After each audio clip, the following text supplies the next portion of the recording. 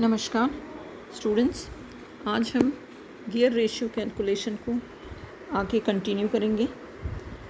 जैसा कि पिछले लेक्चर में हमने देखा कि हमने गियर रेशियो कैलकुलेट किया था, जो कि अल्टीमेटली ड्राइवर ओवर ड्रिवन के रूप में हमको रेशियो मिला था। और ड्राइवर को हमने कहा था कि जो स्पिंडल पे लगा हुआ गियर है, जो स्टड गियर होता है, उसको हमने ड्राइवर गियर बोला। और ड्रिवन का मतलब था कि वो गियर जो कि लीड स्क्रू की साइड में कनेक्टेड रहेगा।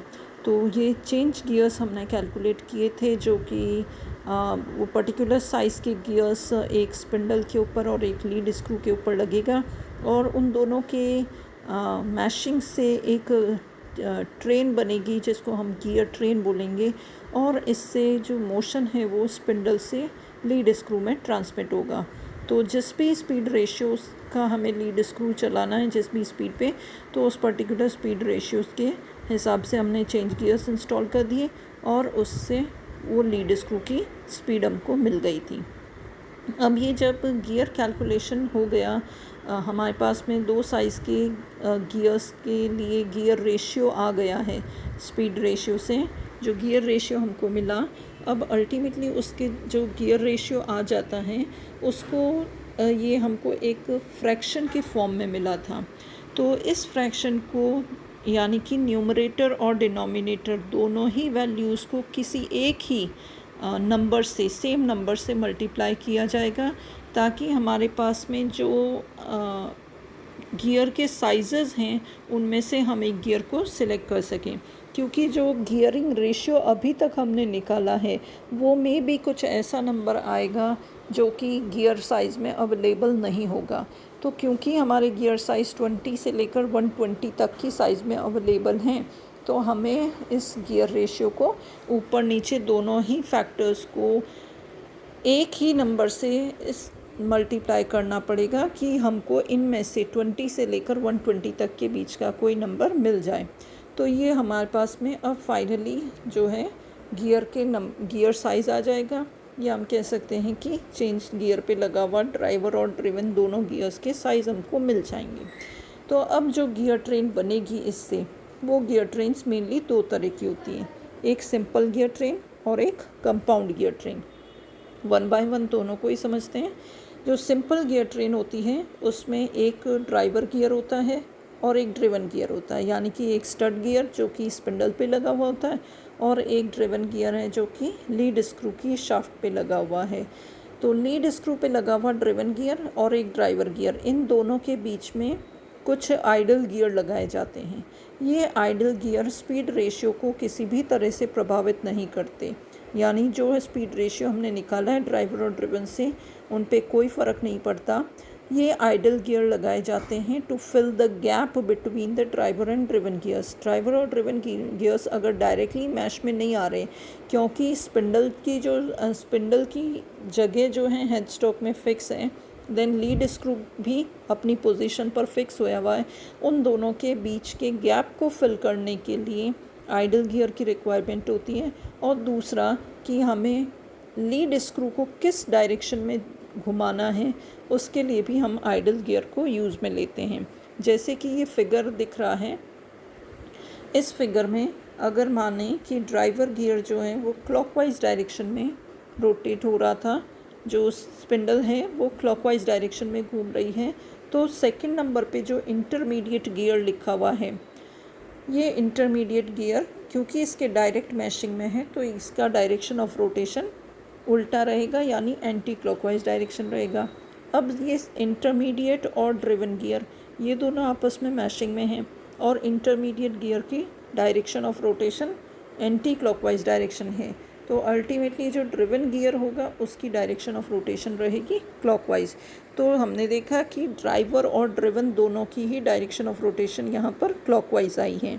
तो अगर हम एक आइडल गियर लगाएंगे तो हमको दोनों की सेम डायरेक्शन ऑफ रोटेशन मिलेगी। अगर आइडल गियर यहाँ नहीं लगाया हुआ होता तो स्पिंडल और लीड स्क्रू का डायरेक्शन ऑफ रोटेशन ऑपोजिट होता। तो इसलिए बीच में आइडल गियर गैप को फिल करने के लिए और लीड स्क्रू को रिक्वायर्ड डायरेक्शन ऑफ रोटेशन देने के लिए लगाया जाएगा। तो सिंपल गियर ट्रेन में नॉर्मली हमारे पास में दो शाफ्ट्स हैं, गियर लीड स्क्रू और स्पिंडल और उनके ऊपर ड्राइवर और ड्रिवन गियर लगे हुए होते हैं। देन जो दूसरी तरह की गियर ट्रेन है वो होती है compound gear train. Compound gear train जैसा कि इसमें दिख रहा है कि ये जो गियर ट्रेन है इसमें 2 स्टड्स दिखाई दे रहे हैं, first stud and second stud, और लास्ट में दिख रही है हमको लीड स्क्रू। तो ये 3 हम कह सकते हैं स्टड एक तरह से शाफ्ट ही होती हैं। तो 3 शाफ्ट्स हमको दिख रही है, फर्स्ट शाफ्ट, सेकेंड शाफ्ट और एक लीड स्क्रू खुद जो है वो अपने आप में एक शाफ्ट हो गई। तो 2 स्टड्स एंड 1 लीड स्क्रू। इस फर्स्ट स्टड के ऊपर एक गियर लगा हुआ है जिसको हम बोलेंगे ड्राइवर गियर। देन उसके साथ में सेकेंड स्टड पे एक गियर लगा हुआ है, वो उसके साथ में कॉन्टैक्ट में है, मैशिंग में है। ये सेकंड स्टड पे लगा हुआ जो पहला गियर है वो उस ड्राइवर के लिए ड्रिवन गियर हो गया। यानी फर्स्ट स्टड पर जो स्पिंडल पर लगा हुआ गियर था वो ड्राइवर गियर, और सेकंड स्टड पर लगा हुआ ये बड़ा साइज़ का गियर ये हो गया ड्रिवन गियर। इसी सेकंड स्टड पर एक और छोटा गियर लगा हुआ है, तो दोनों की ही स्पीड ऑफ रोटेशन सेम रहेगा, दोनों के ही घूमने की स्पीड सेम रहेगी, दोनों का ही डायरेक्शन सेम रहेगा क्योंकि दोनों एक ही स्टड के ऊपर लगे हुए हैं। तो जिस स्टड पर ड्रिवन गियर घूम रहा था उसी पर ये छोटा वाला गियर भी उसी डायरेक्शन में और उसी स्पीड पर घूमेगा। तो इसको भी हम अगेन बोलेंगे कि ये भी ड्राइवर गियर है। और फिर ये जो सेकेंड स्टड पे लगा हुआ ड्राइवर गियर है ये लीड स्क्रू पर लगे हुए गियर के साथ में मैशिंग में है। तो अल्टीमेटली हम देखें कि हमारे पास में कंपाउंड गियर ट्रेन जो होती है उसमें 2 ड्राइवर और 2 ड्रिवन गियर्स होंगे। पहला ड्राइवर फर्स्ट स्टड पे लगा हुआ है और सेकंड ड्राइवर सेकंड स्टड पे लगा हुआ है। फर्स्ट ड्रिवन जो है सेकंड स्टड पे लगा हुआ है और सेकंड ड्रिवन लीड स्क्रू के ऊपर लगा हुआ है। तो एटलीस्ट 2 ड्राइवर और 2 ड्रिवन गियर्स जब होंगे तो वो एक कंपाउंड गियर ट्रेन को फॉर्म करेंगे।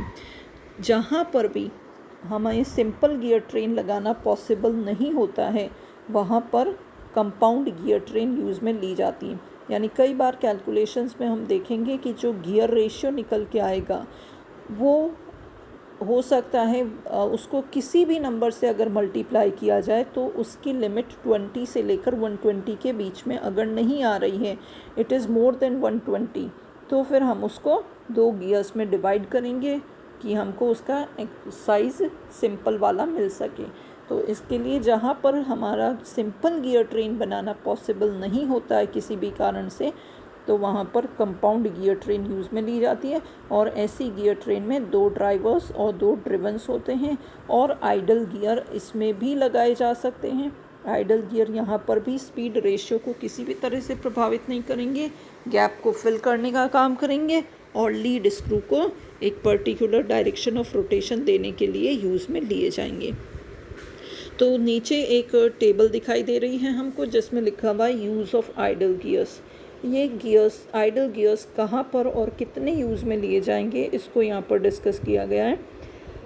तो हमारे पास में जो फर्स्ट कॉलम है उसमें लिखा हुआ दिख रहा है सिंपल गियर ट्रेन और compound gear train. 2 gear trains दिखाई दे रही क्योंकि हमारे पास नॉर्मली 2 ही गियर ट्रेन है, सिंपल और कंपाउंड। तो सिंपल गियर ट्रेन है अगर और हमें लीड स्क्रू की डायरेक्शन ऑफ रोटेशन स्पिंडल जैसी ही चाहिए, यानी कि अगर स्पिंडल क्लॉकवाइज घूम रहा है और हम चाहते हैं लीड स्क्रू भी क्लॉकवाइज ही घूमे, तो हमारी डायरेक्शन ऑफ रोटेशन अगर सेम है तो हमने पिछले केस में अभी देखा है, ये इस फिगर में हमने देखा है कि हमको एक आइडल गियर लगाना पड़ेगा।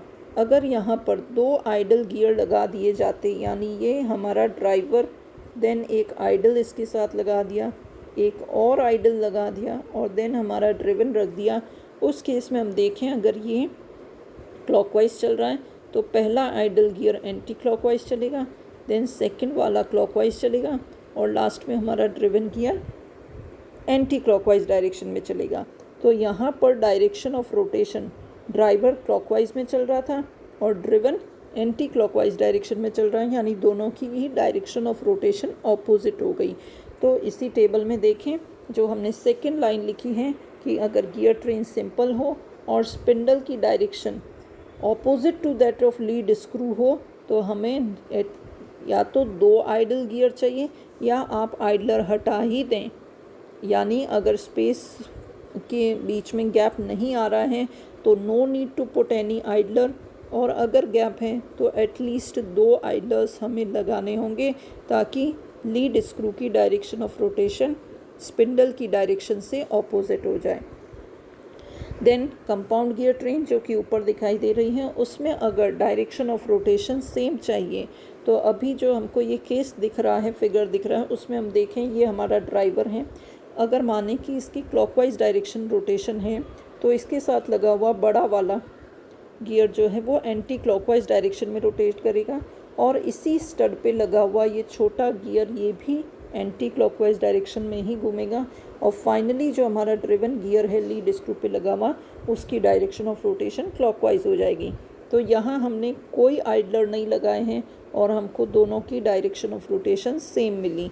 तो ये जो थर्ड केस दिख रहा है कि गियर ट्रेन कंपाउंड है और डायरेक्शन लीड स्क्रू का स्पिंडल के जैसा ही है, तो वी नीड नो आइडलर, और अगर गैप रहता है तो वहाँ एटलीस्ट कम से कम 2 आइडलर्स हमको लगाने होंगे।